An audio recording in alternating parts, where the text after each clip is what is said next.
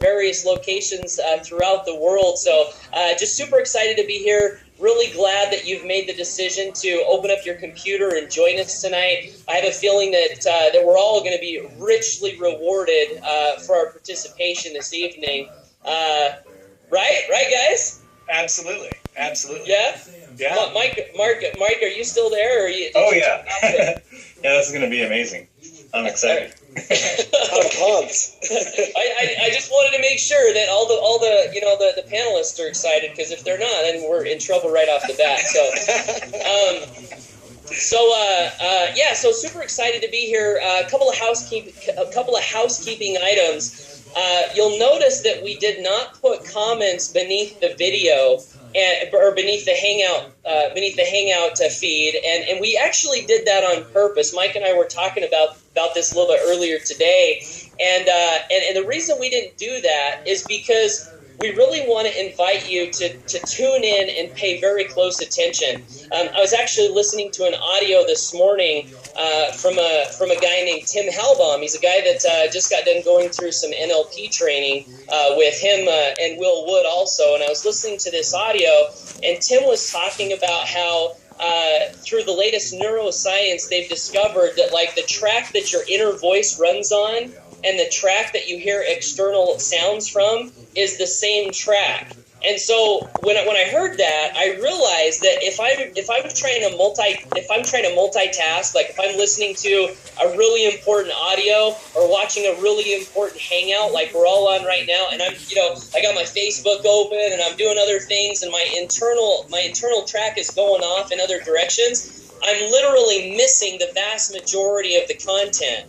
And so I made a new decision for myself today that I was not going to multitask when I was listening to an audio if possible, and I was going to pull out my notebook and just do the best that I could to take good notes and pay close attention so that I could be fully present. And what I'd like to invite everyone to do is to do just that. Turn off all the distractions. I'm telling you, we're going to get some gold tonight, my friends. We're going to get some really valuable information. The guest speakers that we have on the Hangout tonight, these guys, and we'll talk a little bit more about them when we get into the intros, but they're literally nationally known professionals at what they do. And if you were to get these guys one-on-one, you would pay a very hefty price tag to get their professional feedback, right? So we're going to be getting that tonight for free, and I just want to encourage everyone to really value it and follow my example. Get your notepad out and be prepared to write. So with that, I don't want to take up too much time here. I want to get to the speakers. What I wanted to do is just give a slight brief introduction of Mr. Will Wood. And I know I'm probably not going to do you justice, Will, but I just wanted to give everyone a little taste of what I think we're in store for tonight. Mike Hobbs and I had the opportunity to go through a neuro-linguistic programming practitioner's course over the last 5 or 6 months. And Will was actually a trainer, like for I think 2 or 3 of the 6 weekends. He came in and he actually trained the group, the NLP group. And this last weekend he was there, and he was not training, but he was sitting in the audience as a student, right, learning. And all throughout this NLP training, we had the opportunity to like break off into pairs and go through these exercises. And this last weekend, I had the opportunity to pair off with. We're getting some feedback. I don't know whose audio that's coming from. But anyway, I paired off with Will, and we were going through this exercise, and what we were doing is we were asking each other our criteria for work. Like not for a job, because we're all entrepreneurs, and I think I may have said job, and Will was like, "Oh, no, don't say that word job." And so I said, "What's your criteria for work or a profession?" And number one on the list, Will looks at me and he says, I've got to be involved in massive transformation, like helping others have massive changes and massive shifts. And he just lit up, and his whole being was excited as he talked about his passion for helping others change. And so my job is to listen and then repeat back what he shares. And he gets done, and I say, so contribution is number one? And he goes, no, not contribution. Massive transformation, massive shift, right? And obviously contribution was nowhere near the level. It was a word that came nowhere near describing what he's passionate about. And I wanted to share that with everyone, because it gives you an indication of Will's intention, of why he's here, why he's on the hangout tonight, and hopefully that will help all of us just kind of open up, right? Open our ears, open our hearts, open our minds, and really just be prepared for what these gentlemen have to share with us tonight. So with that, I'm going to stop talking. Mr. Will Wood, you're awesome. I'll go ahead and turn it over to you, sir. We're excited. All right, rock and roll. Well, Paul, thanks for the introduction, and I just want to say that it was an absolute pleasure working with you in class. And one of the things that I am passionate about is I am passionate about really helping people make massive life transformations.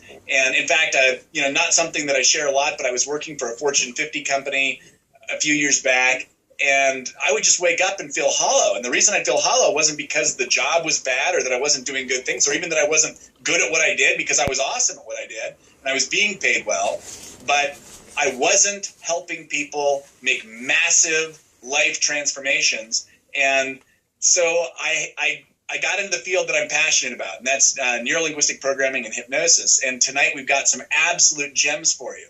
But for those of you who don't know who I am, let me just give a little bit more about who I am, and then I'll introduce Amir, my partner here, and then we'll launch right in to the content of today's call. And I'm going to tell you what, by the end of the call, you guys are going to be absolutely blown away. This is amazing content that we have for you today. It's stuff that literally you're going to be able to turn around and implement immediately upon leaving the conference call tonight, whether you're selling one-on-one, whether you're in a business where you write copy, whether you're in a business where you're using video to promote yourself, or doing a combination of all three things. Instantly, what we teach tonight is going to have a massive difference for you. So I am a certified hypnotherapist and a master practitioner of NLP, and a trainer that's trained all over the United States for NLP and hypnosis both, with international invitations. So this year I'll be heading out to Peru, and I have invitations out to China and Turkey and a couple of other places. So I train this stuff all over the world, and I've literally trained groups of upwards of 1,000 people on how to use the skills that we're going to be talking about tonight. In addition to that, I have a background in sales, like an 18-year sales history, where literally I was pounding the pavement and making my living as one of the best sales reps in my company in the nation.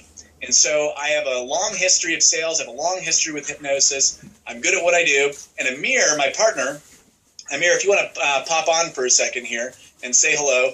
Amir and I we can look at anybody in the eye and say we're two of the best trained hypnotists in the country, hands down. And so Amir is going to help me tonight, but he's got to catch a plane here in a little bit. So I'll be wrapping things up today. But Amir and I are excited to be here and share. So Amir, why don't you pop on for a quick second and say hey? Hey everybody, how you doing? So my name is Amir. I actually got started in the hypnosis industry a little bit differently. When I was about 12 years old, a stage hypnotist came into my school, hypnotized me instantly, and I was kind of blown away with the potential. At 12 years old, I recognized, look at the power that we have in our mind, that you can say a word and that idea can become a reality. And not only could it become a reality, but it could potentially change your life. Just last weekend, I met a young student. His name is Eric. We were hanging out, and he started saying, he's like, Amir, what you do is amazing. You speak to people, you coach them, you help them. Like, how do you do what you do? I want to be a motivational speaker, but I just don't know what to do. And I looked at him and I said, oh, that's easy. And he goes, what? I said, just repeat after me. And he goes, okay. And I look at him right into the eyes and I say, I am a motivational speaker, and I'm just waiting for my next gig. right? So then he looks right into my eyes and he goes, I am a motivational speaker and I'm waiting on my next gig. And he literally jumps out of his chair, stands onto the table, and he starts speaking like a motivational speaker. and Awesome. the true power and potential there of being able to speak and realize that just what language does to your mind, what it does to your body, what it really does to you to really empower you to become a better person, to not just become a better person, but to help others. So I've been coaching for about 3 years now in my office. Then I started marketing online, and then I started helping people from all walks of life. It didn't matter if they had a bad habit they needed to change. I started doing NLP trainings and hypnosis trainings, just like Will here. But Will is just absolutely phenomenal. His skill set, when I met him, I looked at him and I said, wow, I didn't know awesome people like you existed. And within just a few minutes of chatting with Will, that night I left, I think a few months later, and I just had a dream, and I woke up at one night and I said, I have a vision, and I think that we can help a lot of people get to the next level, help a lot of people in whatever industry they're in, whatever they're doing, learn how to communicate more effectively, learn how to transform themselves, transform others. And here we are today, and it's just amazing what happens when we tap into a vision like that. Yeah. So Will, take it away. Start giving them the golden nugget. Absolutely. Well, let's rock and roll. Let's dive right into this. And Amir, I really appreciate that. And Amir is just incredibly talented and a deep resource in terms of his skill and his abilities and what he brings to the table. But let's talk just for a minute about what hypnosis is, because all of you guys are on here. You're dying to hear what the secrets to hypnotic selling really is all about. And so let me just give you a little bit of an overview about what hypnosis is. See, there are 3 generations of hypnosis. And in old school hypnosis, this is what I call generation 1 hypnosis. This is where the hypnotist would look at you with his magic eye, and he would overpower you with his will. A first generation hypnotist would have been contemporary, like with Sigmund Freud. And the way that the hypnotist viewed hypnosis was, and the client he was working with, or the prospect he was working with, was largely this way. The hypnotist thought, well, the client has a problem, which means that their conscious mind is stupid, right? And that their unconscious mind, or what they called the subconscious back then, was part of the problem. So the conscious mind was too stupid to figure it out, and so had to be knocked out and removed out of the way. And then the subconscious mind, they would say things like this, is like an 8-year-old child that just needs to be told what to do. And so what a first-generation hypnotist would do is they would look at somebody with their magic eye, and they'd do these magic hand passes, and they would overpower the subject, and that's the way they language it, the subject with their willpower, so that they could program the subconscious mind of the person that they were working with. And this really was the dominant model of hypnosis, and still among stage hypnotists is probably the dominant model that stage hypnotists use today. But around 1920, along came a guy named Milton Erickson. And Milton Erickson was the founder of, or one of the founders, he wasn't the only one, but one of the major influencers of the next generation of hypnosis. And really, Erickson was the first one to start to look at the subconscious mind differently.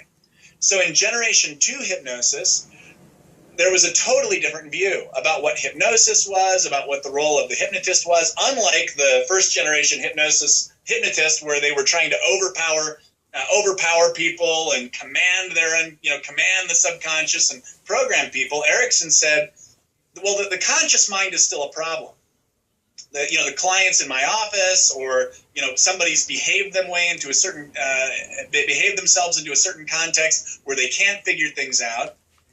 But really, the unconscious mind is powerful. And so he said the conscious mind is still a problem, but deep inside your unconscious mind, there's an incredible, deep resource and power. And so Erickson would say that the hypnotist wasn't about overpowering the person he was talking to, but rather was about tapping into this deep well of resources. And Erickson would say things like this, that my clients have all the skills and all the abilities and all the resources they need to solve their problems deep inside the unconscious mind. And when we help somebody tap into the unconscious, they can do amazing things. And you might even get some sense about that yourself, that some of you are stuck. You haven't been able to move forward, and it's like your gears are grinding a little bit in what you're doing, but you still know that deep down inside of you, deep inside your unconscious, there's a well of resources, of strengths, of powers, of abilities. And so in Generation 2 hypnosis, the hypnotist, like Erickson, wouldn't be worried about programming people, but rather became interested in drawing out, evoking strengths and powers and resources. Erickson died right around 1980. Shortly before his death, there was a third generation of hypnosis that began to come forward. And the third generation of hypnosis said, well, Erickson was mostly right. We do believe that the unconscious mind is a deep well of resources, strengths, and powers. But the conscious mind is also deeply resourceful. And maybe the conscious mind is stuck, but the conscious mind has incredible abilities to use logic and reason and willpower to help get unstuck. So the third generation hypnotist becomes interested then in helping someone tap into the deep powers of their conscious mind, but also to help someone tap into the deeper inner resources of your unconscious. Now there are many ways to tap into the unconscious mind. And we're going to talk about some of those abilities now. So if you're looking for a way to overpower people and force them to do what you want to do, forget about it. That's not the way it works, right? That's not the way that hypnosis works. If you are looking to learn how to communicate with people in a way that will help draw out their own strengths, draw out their own inner powers, draw out their own inner abilities by helping them deeply connect and communicate with the unconscious mind, then you're in the right place. Now, I want to give a minute to Amir. Amir, is there anything that you want to add about the three generations of hypnosis, or about how you approach hypnosis with the people that you sell to, work with, or your clients? Yeah, I'd like to add on to just everything Will said there was perfect. And it's really important to understand the finer distinctions of what really is hypnosis. And I think the bigger concept here is when we're talking about hypnotic selling, we're selling them something they already want, right? We're not overpowering them to change their desires. We're only really helping them tap into their internal desires on what it is they desire the most, and then being able to package our product, our service, our company, whatever it is that we're offering or selling, but being able to package that together in a way that is so attractive, so appealing, so desirable that they not only know that it's right for them, but they take immediate action, buy, and they're happy because of buying. Okay, and I hope everybody really gets that, because if you do, most of you have already been hypnotically selling in your life. You've been selling ideas to people that want what you have to offer, want and be able to share that information in such a way that they take immediate action on it. So, yeah, with that being said, go ahead, Will, take it away. Yeah, no, and this is an important point. I mean, I am 100% congruent on this, and I was talking to Paul about this just Saturday, I think it was, when we sat down and we were doing the exercise together. And we were talking about what's really important to us in a business. The reason that I left corporate America, the reason I left a high-paying job in a really stable place, was because I will only do things that help people transform. Hypnotic selling is not another way to trick somebody. It's not a way to overpower somebody. It is a way to help you connect to the person who's sitting in front of you and to draw out their inner powers and to help them transform. If we had the ability to chat, I'd ask you guys, how many of you really believe that in whatever company you're affiliated with or whatever you're doing, that deep down your true business is the business of helping people unlock their inner greatness? Your true business is unlocking people's inner strength. Your true business is helping people go from point A, which is usually stuck, to point B, which is to make this breakthrough. Maybe that's selling a product, maybe that's doing an affiliate offer, maybe that's doing something online or offline. There's a variety of ways to do this, but ultimately, in whatever business we're in, we are in the business of motivation and inspiration, and hypnosis provides the finest methodology that I know to do that. So having said that, let's that's enough talk about the framework. So we've got a conscious mind. You already know how to sell to the conscious mind. What we're going to be talking about now are hypnotic communication methods. This is how do you communicate with the unconscious mind? And again, this isn't about programming somebody. This isn't about forcing them to do what you want to do. This is about making sure that once somebody comes to you, that you have the best possibility, the best probability of drawing out that deep inner strength that already lies inside of them. That you can have the ability now to easily help them tap into their own inner being. So let's talk about the inner secrets of hypnosis. And Amir, give me a little warning when you got to dash off and take your flight. So if you disappear all of a sudden, or if you're already gone, that's cool. But just kind of raise your hand and say hey. Okay. I'll let you know I'm still here. Okay, cool. So in hypnosis, basically, here's the key idea. So hypnosis has nothing to do with a trance state, and it has everything to do with how you communicate to people. It has everything to do with how you use language. So if you're taking notes, this would be the first thing that I really want you to nail down. In fact, if you forgot everything that I told you after this would be the most important concept of the day to understand. And that's this. Language creates experience. Language creates experience. And language can create experience in a variety of ways. We're gonna illustrate this, and this is gonna be active. So if you're watching this, here in about 30 seconds, I'm gonna ask you to stop whatever it is that you're doing, put your pens and pencils down, close out Facebook, do whatever else you gotta do to fully be here, because I'm gonna show you some things that you've probably never seen before about how the mind works and about how language can deeply impact someone's inner experience. And it's going to instantly give you a key to start unlocking the minds of the people that you're communicating with, whether you're communicating one-on-one, whether you're communicating via email, video, or audio. So having said that, let's go ahead and dive in. The first way that language creates experience is language can actually create movement. And when I say movement, I mean physical movement. Think about it. Have you guys ever been talking to somebody, and as you're talking to them, the person starts to agree with you, but before they verbally agree with you, before they even realize that their head's moving, they're giving you a little movement like this. Their head's bobbing up and down. Or if they're not agreeing with you, instantly their head starts to move like this, and they're just kind of, shaking their head no.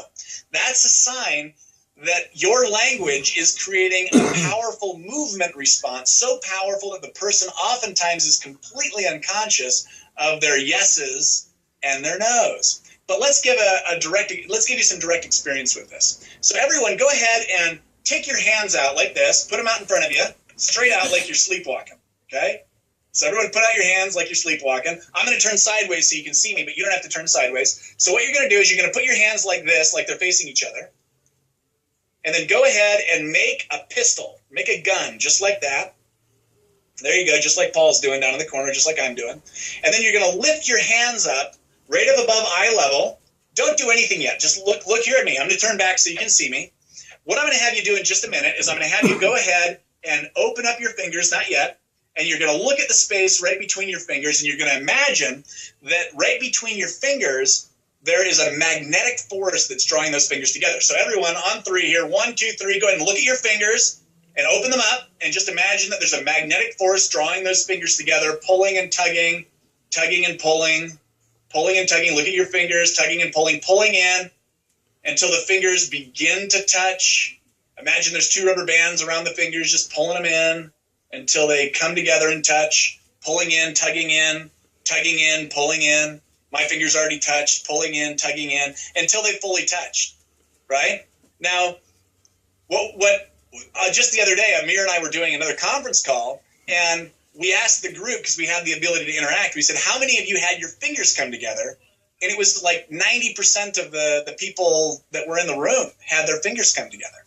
And the question is what in the world is going on? Was there really a magnet pulling your fingers together? Or do I have some sort of witchcraft powers that allows me to send voodoo through the internet and move your fingers together?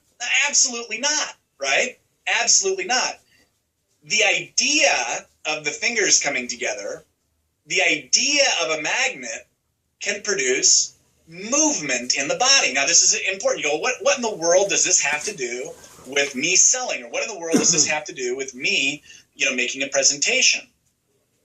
When you start to suggest experience, when you use language that creates a powerful idea in someone's mind, it can literally get them to move. It can get them to metaphorically move in their life. It can get them to step forward, but also it can get them to physically move.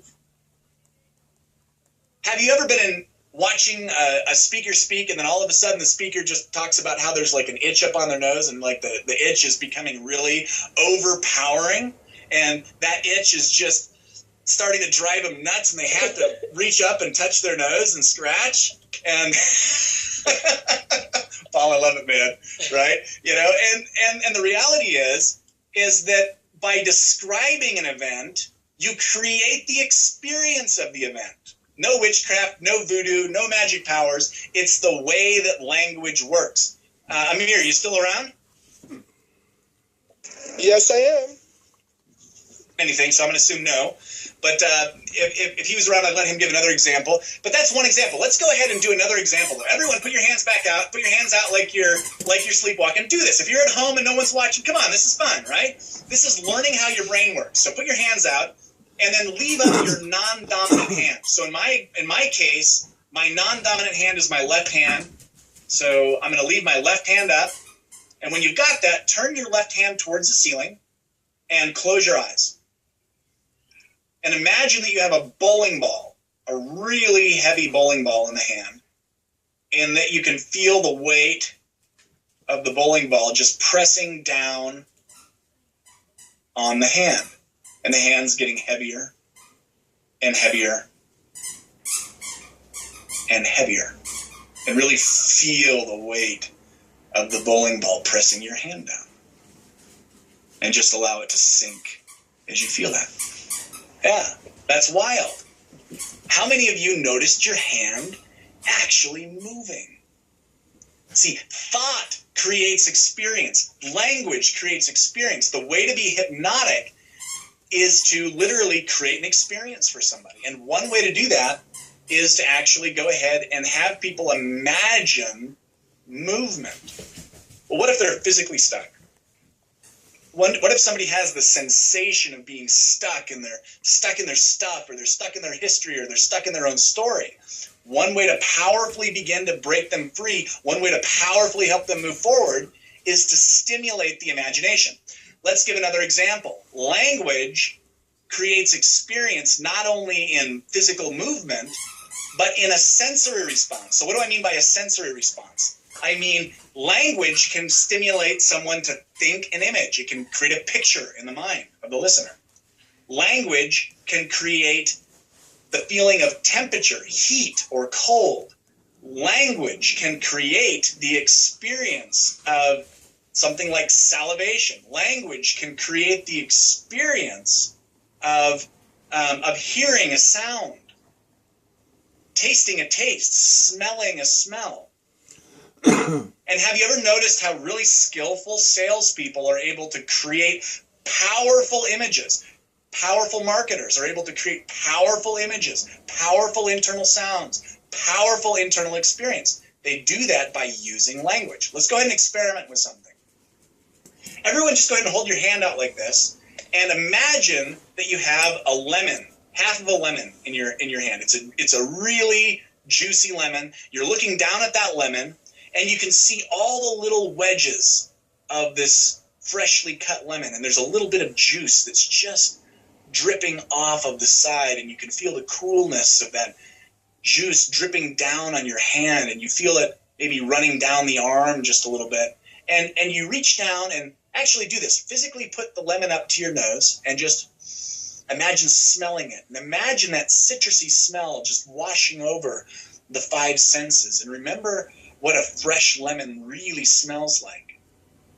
And then reach up and put that lemon up to your mouth and just imagine biting into it and just feeling that sour liquid just wash over your tongue, and maybe it just clamps down your jaw and it moves down your throat, and your throat doesn't even want to swallow it, but it just starts to clamp up a little bit, and then there's that refreshing aftertaste. Now everybody's going to be a little bit different here. Here's what I know. I know that some of you were able to really create an image in your mind, a visual image of what the lemon looked like. You saw the wedges in your mind. You saw the color. You really saw the visual detail, and you saw, well, some of you didn't, right? Some of you may have gotten a sense of weight or a sense of texture. Some of you got a sense of the juice running down your arm. Some of you smelled it. Some of you didn't. Some of you tasted it. For some of you started to salivate deeply, and others felt their jaw lock down or their throat start to close, or you swallowed when that happened to you. Now, obviously, we're not selling lemons, but the question is what is it that you're selling? What is it that you're presenting? When you're telling a story, what kind of sensory experience do you want your client or your prospect to have?